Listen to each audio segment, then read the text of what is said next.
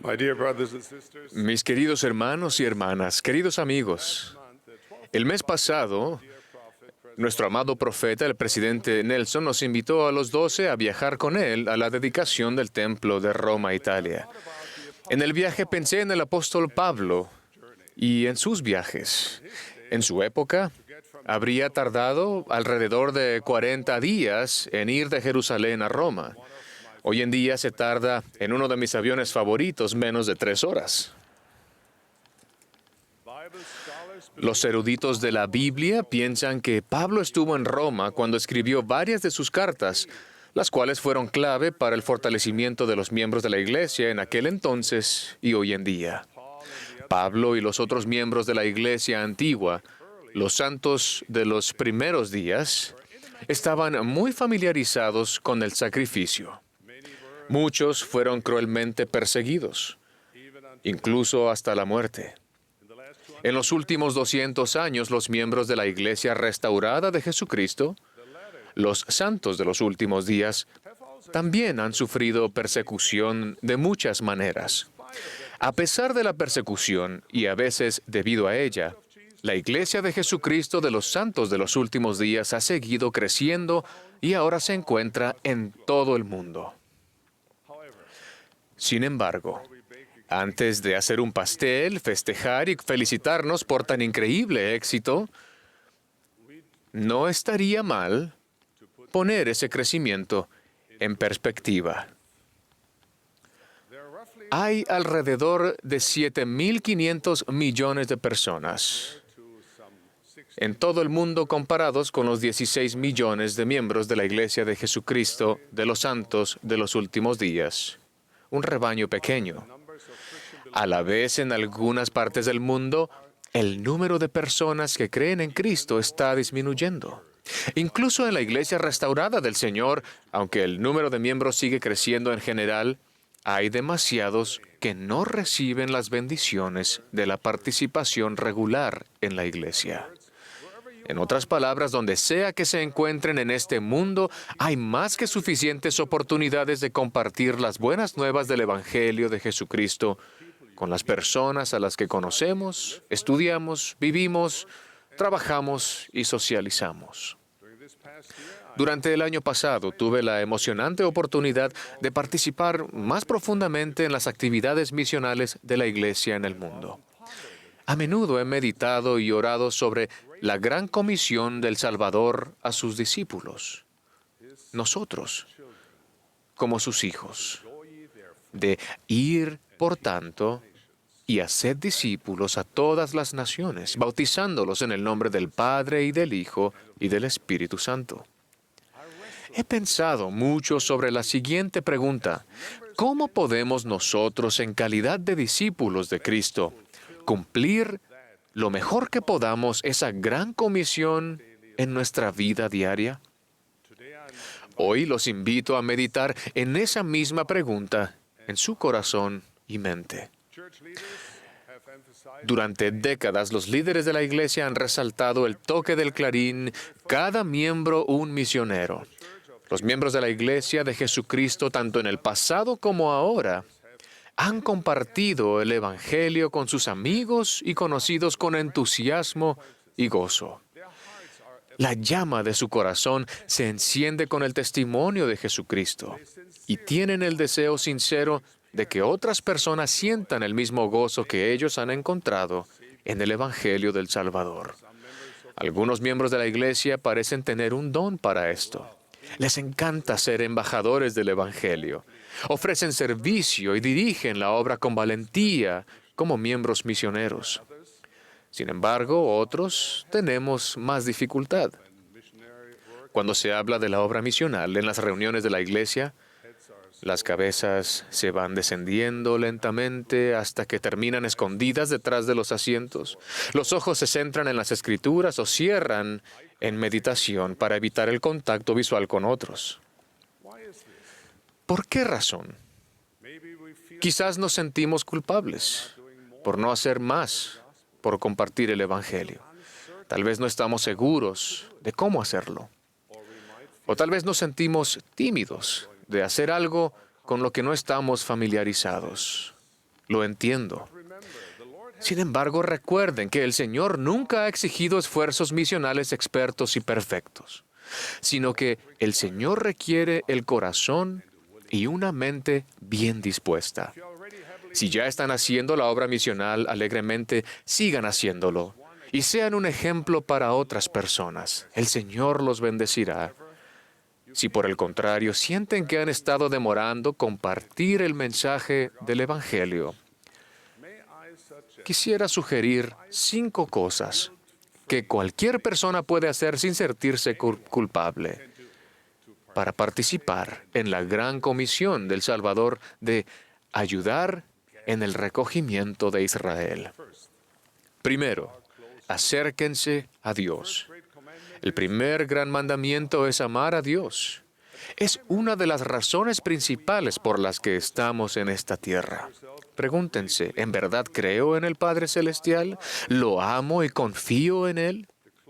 Cuanto más se acerquen al Padre Celestial, más brillarán su luz y gozo desde su interior. Otras personas notarán que hay algo único y especial en ustedes y les preguntarán sobre ello. Segundo, llenen su corazón de amor hacia otras personas. Este es el segundo gran mandamiento. Intenten, de verdad, ver a aquellos a su alrededor como hijos de Dios. Ministrenlos, sin importar si sus nombres están en su lista de hermanas o hermanos a los que ministran. Ríanse con ellos, regocíjense con ellos, lloren con ellos, respétenlos, sánenlos, elévenlos y fortalezcanlos. Esfuércense por emular el amor de Cristo y tener compasión por ellos, incluso aquellos que no sean amables, que se burlen y que quieran herirlos. Ámenlos y trátenlos como hijos del Padre Celestial. Tercero, esfuércense por caminar en la senda del discipulado. A medida que su amor por Dios y sus hijos incrementa, lo mismo sucede con su compromiso de seguir a Jesucristo. Aprenden sobre su camino al deleitarse en su palabra y al prestar oído y aplicar las enseñanzas de los profetas y apóstoles modernos. Su confianza y valor para seguir su camino aumentan al comunicarse con el Padre Celestial con un corazón dócil. Caminar en la senda del discipulado requiere práctica.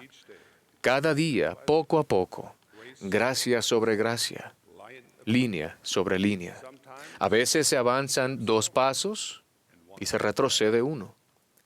Lo importante es que no se den por vencidos, que sigan intentando hacerlo bien. Con el tiempo llegarán a ser mejores, más felices y auténticos. Hablar con otros sobre sus creencias se volverá normal y natural. De hecho, el Evangelio será una parte tan importante y valiosa de su vida que no sería natural no hablar de ello con otras personas. Puede que eso no ocurra de inmediato.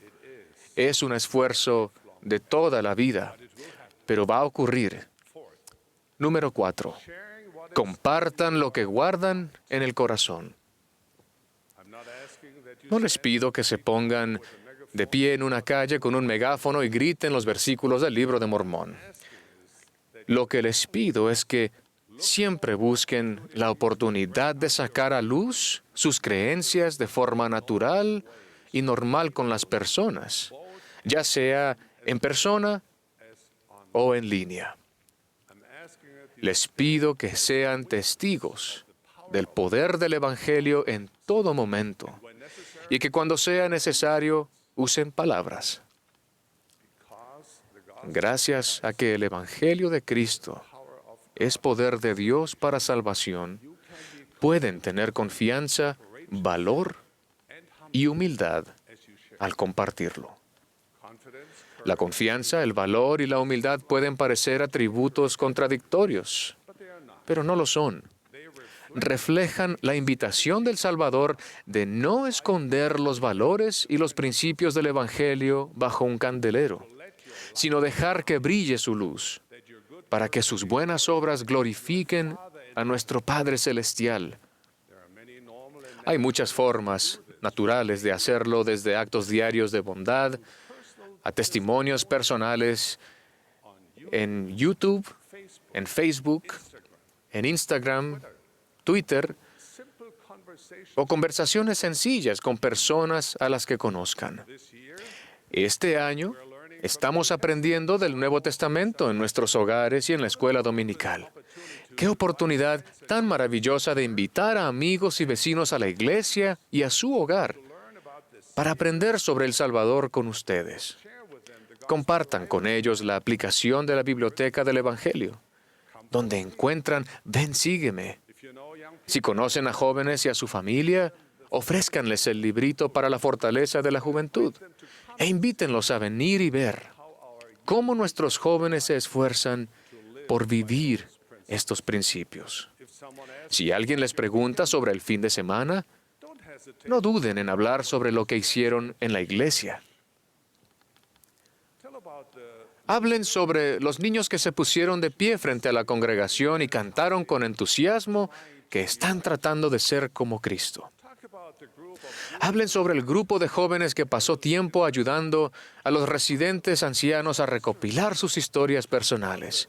Hablen sobre el reciente cambio en nuestros horarios de reuniones dominicales y cómo bendice a su familia.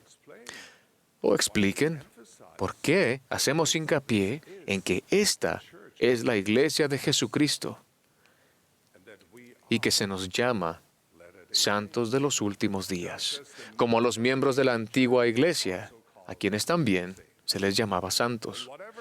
De las maneras que les parezcan naturales y normales a ustedes, compartan con las personas por qué Jesucristo y su iglesia son importantes para ustedes.